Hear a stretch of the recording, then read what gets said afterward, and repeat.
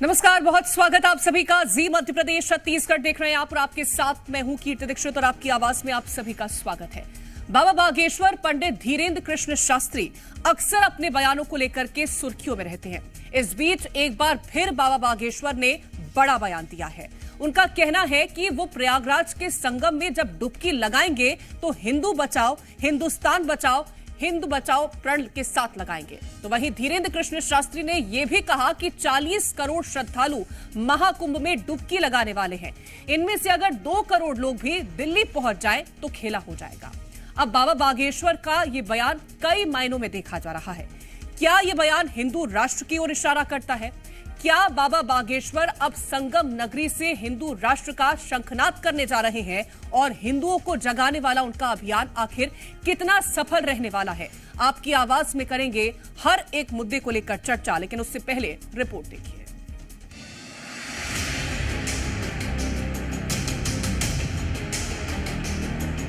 बागेश्वर धाम पीठाधीश्वर पंडित धीरेन्द्र कृष्ण शास्त्री आए दिन अपने बयानों की वजह से चर्चा में रहते हैं। एक बार फिर से उन्होंने हिंदुत्व को लेकर बड़ा बयान दिया है। पंडित धीरेन्द्र कृष्ण शास्त्री ने प्रयागराज महाकुंभ को लेकर एक बड़ा बयान दिया है। उन्होंने कहा कि हम जल्द ही प्रयागराज महाकुंभ में डुबकी लगाने आ रहे हैं। साथ ही हिंदू जगाओ और हिंदुस्तान बचाओ अभियान भी वहां पर चलाएंगे। संगम के ठीक सामने हमको 3 दिन की हनुमान कथा सुनाने का सौभाग्य मिल रहा। उनके ही कैंप में परमार्थ निकेतन के उस खालसा में लेटे हुए हनुमान जी के सामने इस बार महाकुंभ में जो हम डुबकी लगाएंगे वो कथा करेंगे हिंदू बचाओ हिंदुस्तान बचाओ।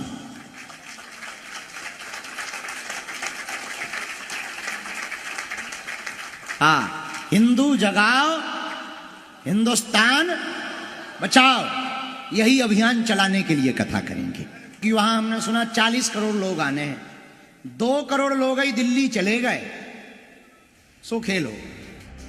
बता दें कि बागेश्वर धाम पीठाधीश्वर धीरेन्द्र कृष्ण शास्त्री आगामी 24 जनवरी को प्रयागराज महाकुंभ में विशेष कार्यक्रम का आयोजन करने जा रहे हैं। इस दौरान वो संगम स्थित बड़े हनुमान मंदिर में 3 दिवसीय हनुमान कथा में हिस्सा लेंगे। उन्होंने बताया कि इस कथा का मुख्य उद्देश्य हिंदू जगाओ हिंदुस्तान बचाओ अभियान को आगे बढ़ाना है।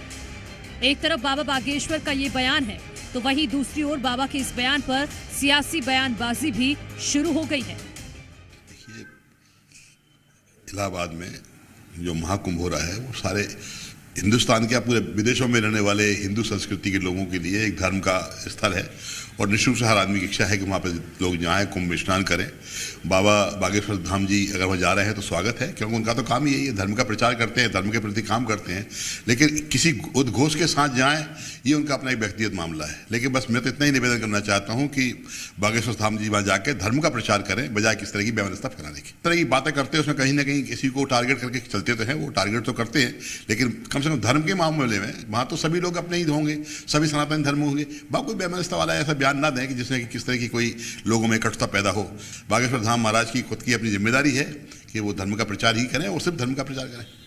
लगातार साधु संत जो हैं वो सनातनियों को राह दिखाने का काम करते हैं, समाज को एकत्रित करने का काम करते हैं, देश के विश्व के कल्याण की बात करते हैं। कांग्रेस की पीड़ा जो है वो एक तरीके से सामने लगातार आती है, क्योंकि कांग्रेस वही है जो राम के अस्तित्व को नकार देती है।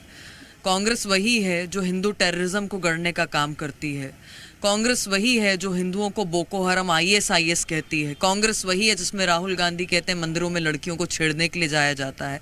कांग्रेस वही है जिसमें इंदिरा गांधी गौ सेवकों पर हत्या करती हैं, उन पर गोलियां चलाती हैं। तो बहुत स्वाभाविक है कि कांग्रेस को दर्द होगा जब जब हिंदू जागेगा, जब जब हिंदू एकत्रित होगा। पर हिंदू इस समाज की, इस देश की रीढ़ की हड्डी है और केवल सनातनी नहीं बल्कि देश से विश्व भर से लोग कुंभ में स्नान करने आ रहे हैं, दर्शन करने आ रहे हैं, सौभाग्य प्राप्त करने आ रहे हैं। बाबा बागेश्वर जी ने आज जो वक्तव्य दिया है कि वो प्रयाग महाकुंभ में जा रहे हैं और उनके द्वारा जो सनातन धर्म को जागृत करने का जो अभियान चलाया जा रहा है और उसी अभियान के तारतम्य में वो प्रयागराज के अंदर जाकर अपने इस आह्वान को और आगे बढ़ाएंगे। निश्चित तौर पे वर्तमान समय में सनातन धर्म को एकजुट करने के लिए उनके द्वारा जो प्रयास किए जा रहे हैं वो सराहनीय है। उनके इस अभियान से मुस्लिम समाज पर इसका कोई विपरीत प्रभाव पड़ने वाला नहीं है, क्योंकि मुस्लिम समाज जो है पूर्व से ही जागरूक है, एकजुट है। उसी प्रकार हिंदू समाज को भी एकजुट होकर और सभी समाजों को एकजुट होकर हमें अपने राष्ट्र को आगे बढ़ाना चाहिए और राष्ट्र को सर्वोपरि मानते हुए ही हमें धर्मों की को पालन करना चाहिए। लगातार सनातन का झंडा बुलंद करने वाले बाबा बागेश्वर ने एक बार फिर हिंदू राष्ट्र बनाने की दिशा में बयान दे दिया है और इसे आगे बढ़ाने की बात भी कर रहे हैं। सवाल यही है कि बाबा की अपील पर कितने हिंदू जागेंगे। ब्यूरो रिपोर्ट, जी मीडिया। तो एक तरफ बाबा बागेश्वर का ये बयान है और वहीं दूसरी ओर कई तरह के सवाल, और सवाल ये कि बाबा बागेश्वर के बयान के आखिरकार मायने क्या है। हिंदू जगाओ संकल्प का आखिरकार संदेश क्या है? क्या पूरा होगा बाबा बागेश्वर का प्रण? और सवाल यह भी है कि बाबा के बयान पर सियासी संग्राम क्यों मचा है और महाकुंभ से क्या हिंदू राष्ट्र का रास्ता निकलेगा? ये तमाम सारे सवाल हैं और इनको लेकर के चर्चा करेंगे।